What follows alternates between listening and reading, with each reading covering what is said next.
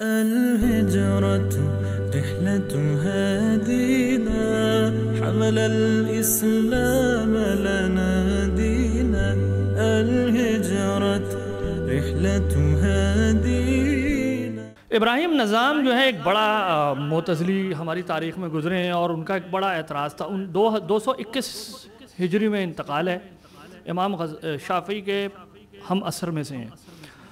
وہ یہ اعتراض کرتے تھے کہ تم قیاس میں مماثلتیں تلاش کرتے ہو، جبکہ ہم دیکھتے ہیں کہ شارع کئی دفعہ ایک جیسے معاملات کا حکم الگ کر دیتا ہے اور مختلف معاملات کا حکم ایک جیسا رکھ دیتا ہے۔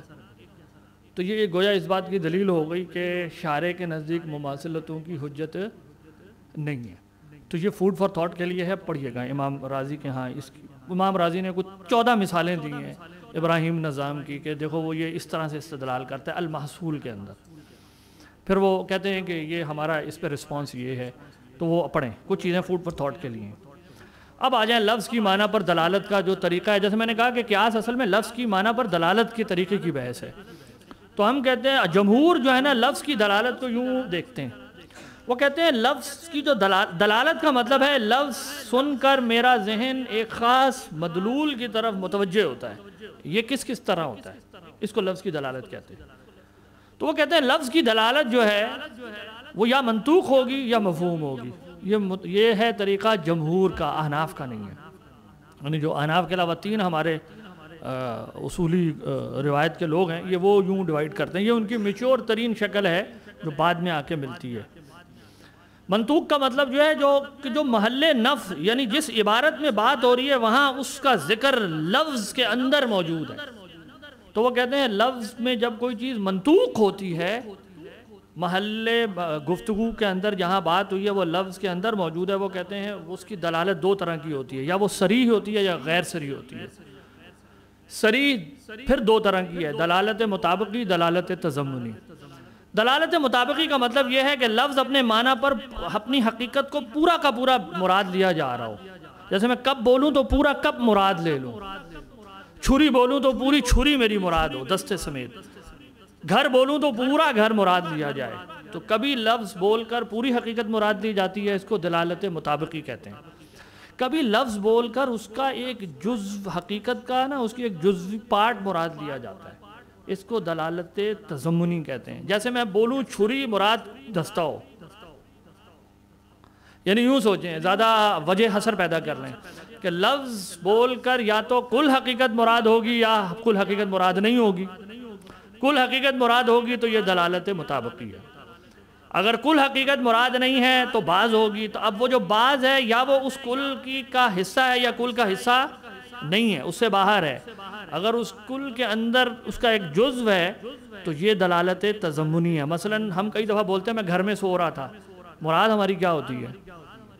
کمرے میں سویا ہوا تھا۔ گھر میں ایک خاص جگہ مراد ہوتی ہے، تو میں نے گھر بول کر کمرہ مراد لیا۔ ہم کہتے ہیں میں نے کتاب پڑھ لی، کیا پوری نہیں پڑھی ہوتی، چند صفحے پڑھ کے آپ شام کو کہتے ہیں میں کتاب، آپ نے کچھ صفحے پڑھے تھے، تو آپ نے کل لفظ بول کر ایک جز مراد لیا اس کا۔ ٹھیک ہے نا، واضح ہو رہی ہے نا بات؟ تو میں لفظ بول کر پارٹ مراد لوں اور وہ اس کی حقیقت کے اندر شامل ہو، کمرہ گھر کے اندر شامل ہے، لیکن اگر وہ اس کے خارج ہو تو اب یہ دلالت التزامی کہلاتی ہے۔ یہ جیسے اف سے مارنا مراد لے لینا، اب لفظ اف کے اندر وضعی طور پر مارنا مراد نہیں ہے، یہ اس کی لاجیکل امپلیکیشنز ہیں، یہ دلائل عقلیہ ہے۔ یعنی ایک لفظ جب میں ایک سوسائٹی میں بولا جا رہا ہے تو اس کلام میں جس طرح سے لایا گیا ہے اس مقام پر میں سمجھ لیتا ہوں کہ بولنے والے نے اصل میں یہ کہہ کر ایک اور چیز بھی مراد لے لی ہے، جو اگرچہ وضعی طور پہ لفظ اس کے لیے بنایا نہیں گیا ہے، لیکن جب بھی اس سوسائٹی میں بولا جاتا ہے تو وہ چیز اس سے امپلائیڈ ہوتی ہے۔ اف کہہ کر، جیسے میں نے کہا مارنا مراد لینا، یہ یعنی اف نہ کہو یعنی مارو بھی نہیں، میں تمہیں 1 روپیہ بھی نہیں دوں گا، مطلب یہ ہے کہ 10 تو یقیناً، اب 10 میں نے بولا نہیں ہے، لفظ 1 اس لیے بنا ہوا نہیں ہے، لیکن جملے کی ساخت بتا رہی ہے کہ 10 یقیناً بنا کر دیا اس نے۔ یہ دلالت التزامی ہے۔ لفظ کی دلالت اپنے وضعی معنی کے باہر عقلی اسلوب پر اگر ہو تو یہ دلالت التزامی کہتی ہے۔ اصل میں یہ مناطقہ کا طریقہ ہے لفظ کی دلالت کو ڈیفرنشیٹ کرنے کا۔ اچھا، اب یہ جو دلالت التزامی ہے اس کو پھر وہ دوبارہ آگے تقسیم کرتے ہیں. وہ کہتے ہیں یا تو وہ لفظ میں براہ راست مقصود ہوگی اس کلام میں جہاں وہ بات آئی ہے, وہ بات کہنا وہاں اس کا مقصد ہے, وہ کہنا چاہتا ہے, اور یا وہ مقصود نہیں ہے. اگر ہم لینگویج پڑھ رہے ہوتے ہیں اصول فقہ تو پھر ہم اس میں زیادہ بات کرتے ہیں, مجھے قیاس کی طرف جانا ہے. اگر وہ براہ راست بہی معنی مقصود ہے تو پھر آگے دو قسمیں بنیں گی. یا تو وہ عبارت کی صحت کے لیے ضروری ہے کہ جب تک میں اس چیز کو فرض نہیں کروں گا عبارت گڈمڈ ہو جائے گی, اس کو اقتضاء کہتے ہیں, اسی کو حنفی اقتضاء النص کہتے ہیں. اور اگر وہ اس کے بغیر بھی عبارت بہرحال صحیح رہتی ہے لیکن میرے ذہن میں وہ مفہوم پیدا ہو رہا ہے عبارت کی لاجیکل کنسٹرکشن کے لیے وہ ضروری نہیں ہے, اس کو وہ ایما کہتے ہیں کہ یہ اشارہ کر رہی ہے, عبارت اس کی طرف اشارہ کر رہی ہے. اور اگر وہ براہ راست غیر مقصود ہے اس عبارت کے اندر تو اس کو وہ اشارہ کہتے ہیں. یہ ہے ایما اور اشارے میں فرق کرنے کا طریقہ جمہور کا. پھر اگر وہ یہ منطوق کے تحت ہے کہ لفظ کی جو وضع ہے, لفظ کی فارمیشن کے اعتبار سے میں کلام میں یہ ساری چیزیں سمجھ جاتا ہوں, یا یہ کہ وہ چیز لفظ میں وضعی اعتبار سے نہیں ہوتی لیکن اس سے سمجھ میں آتی ہے, مفہوم ہوتی ہے, نطق میں نہیں ہے, الفاظ میں نہیں ہے, لیکن مفہوم اس کے معنی سے وہ بات پتہ چل رہی ہے. آگے فردر ایک تو یہ نا کہ میں نے یہ لفظ کب بنایا, اہل زبان نے اس خاص شیپ کے لیے یہ لفظ بنایا ہے, لیکن اس کب سے میں کچھ اور اس کا جو معنی ہے نا اس سے میں پھر مزید بات سمجھ لوں آگے, یہ مفہوم کہلاتا ہے. وہ مفہوم یا تو مطابق ہوگا یا مخالف ہوگا. اگر مطابق ہے تو قیاس اولا ہوگا یا مساوی ہوگا یا قیاس معنی و شبہ ہوگا. اب اصل چیز یہ ہے کہ ہمارے جو جمہور ہیں ان کے ہاں قیاس کہاں پڑا ہوا ہے. غور کرنے کی جو بات ہے جس کو میں توجہ دلانا چاہتا ہوں وہ یہ ہے کہ وہ لفظ کی دلالت کی بحث, ہاؤ لینگویج فنکشن. اس لیے جب بھی کوئی ہم سے یہ بات کہتا ہے کہ جی تم قیاس کو ہم مانتے ہیں, ہم کہتے ہیں آپ پہلے یہ بتائیں آپ کی لینگویج تھیوری کیا ہے, آپ کے نزدیک لفظ اپنے معنی پر کن کن طریقوں سے دلالت کرتا ہے یہ بتاؤ ہمیں. ہمارے نزدیک تو ان سب طریقوں سے لفظ اپنے معنی پر دلالت کرتا ہے, تو لوگ یہ بحث نہیں کرتے. آپ دیکھیں ہمارے اصولیین نے بہت گہرائی میں جا کے معاملات کو سمجھا ہے. وہ کہتے ہیں لینگویج ایسے فنکشن کرتی ہے بھائی, that is how language functions. تو جس نے اعتراض کرنا ہے وہ یہاں آ کے اعتراض کرے. اس لیے میں کہتا ہوں کہ ہمارے دور کے کئی کن ذہن بیوقوف لوگوں کے مقابلے میں منکرین حدیث وہ جو قیاس تھا نا پرانے ابراہیم نظام وغیرہ, وہ زیادہ ہوشیار سمجھدار لوگ تھے, انہیں پتہ تھا.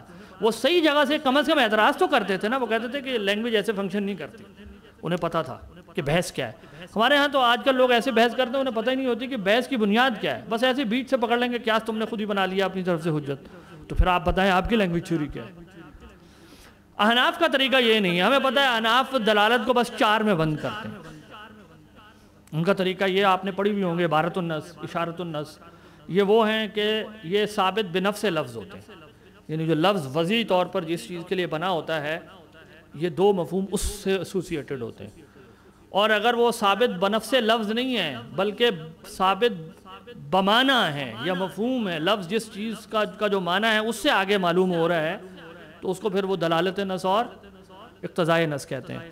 احناف قیاس کے اندر جب علت معلوم کرتے ہیں تو انہی میتھڈ سے کرتے ہیں, اس سے باہر نہیں جاتے. تو احناف کے ہاں قیاس کو اس دلالت کی بحث میں کہیں الگ سے دکھانے کی ضرورت رہ نہیں جاتی. وہ کہتے ہیں لفظ اپنے معنی پر بس ان 4 طرح سے دلالت کرے گا. اس کا فائدہ بھی ہے کم میں بند کرنے کا, نقصان بھی ہے. نقصان یہ ہے کہ زیادہ ڈبے بننے سے انسان ذرا زیادہ کلیئرٹی آ جاتی ہے کہ اچھا یوں ہیں معاملات. لیکن زیادہ ڈبے بنانے کی کاسٹ یہ ہوتی ہے کہ ہر ڈبے کے درمیان ایک ایسا بلڈ ایریا ہوتا ہے جو برزخی ہوتا ہے, وہ دونوں طرف جڑتا ہے, پھر اس میں تکلف زیادہ کرنا پڑتا ہے. تو احناف نے ذرا اپنے ڈبے کھلے ڈولے رکھے ہوئے تو اس لیے ان کو کم تکلف کرنا پڑ رہا ہوتا ہے. جمہور چونکہ تعلیمی نقطہ نظر سے وہ ان کا میتھڈ اچھا ہے, وہ بہت سارے کلیئرٹی لے آتے ہیں, لیکن پھر بہت ساری برزخی مثالیں زیادہ پیدا ہو جاتی ہیں ان کے سسٹم کے اندر. علت کے 3 مفہوم ہیں. ایک منصوص علت ہوتی ہے کہ جہاں شارع از خود کسی وصف کو کسی حکم کا مطلب کاز بنا دیتا ہے, یا وہ منصوص نہیں ہوتی, میں استنباط کر کے کسی مقصدی ریلیشن کے تحت اس کو متعین کرتا ہوں, اور اس پر تخریج منات میں انشاءاللہ تفصیلی بحث آئے گی. اور یا وہ طرد ہوتا ہے. طرد کا مطلب ہے کہ نہ وہ شارع نے براہ راست مقرر کی ہے, نہ وہ کوئی مقصدی تعلق رکھ دیا ہے, لیکن ہمیں یہ معلوم ہو جاتا ہے کہ جب یہ وصف پایا جاتا ہے تو حکم ہوتا ہے, جب یہ وصف ختم ہو جاتا ہے تو حکم. اس کو کہتے ہیں طرد. اصولیین طرد اور عکس اور دوران کو الگ الگ کرتے ہیں، میں نے یہاں پر سب کو جمع کر دیا آسانی کے لیے، آگے جا کر ہم ان کو کھولیں گے۔ تو یہ تین الگ ہیں، ایک ہے شارع کا براہ راست نص میں، جیسے شارع نے کہا السارق والسارقۃ فاقطعوا، تو ہم نے کہا سرقہ کو شارع نے سبب بنایا ہے ہاتھ کاٹے جانے کے لیے، یہ منصوص ہے۔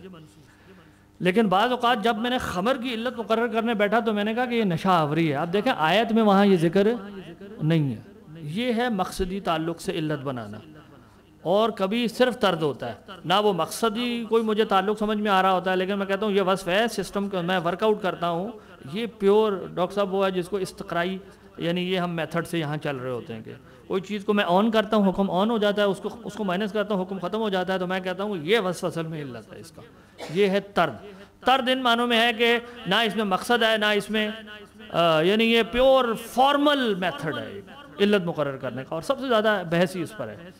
اب آئیے قرآن اور سنت کے ذریعے سے منصوص علت کیسے آتی ہے، تو ہم کہتے ہیں کہ اب میں یہ تیز کروں گا، یا وہ صریح لفظ ہوگا یا صریح لفظ نہیں ہوگا۔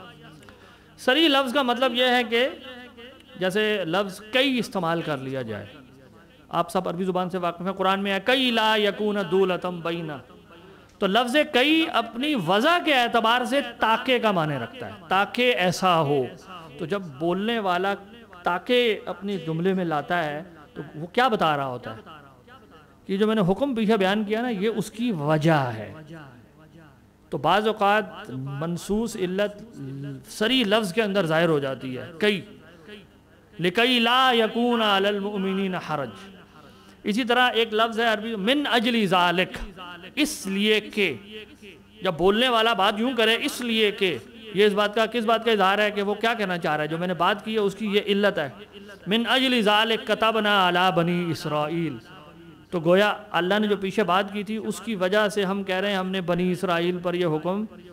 ایک صحابی کسی کے گھر میں جھانک رہے تھے تو آپ صلی اللہ علیہ وسلم نے فرمایا کہ اجازت لینے کا حکم اسی لیے تو ہے کہ تاک جھانکنا ہو، تو گویا شارع نے اجازت لینے کی حکم کو یہ جو کہا من انما جال، یہ جو کہا یہ اسی وجہ سے کہا کہ وہ یہ کہنا چاہ رہے ہیں کہ یہ اس کی علت یہی ہے کہ تاک جھانک منع ہونا علت ہے اجازت لینے کے حکم کی، ٹھیک ہے نا، اس کا سبب یہ ہے۔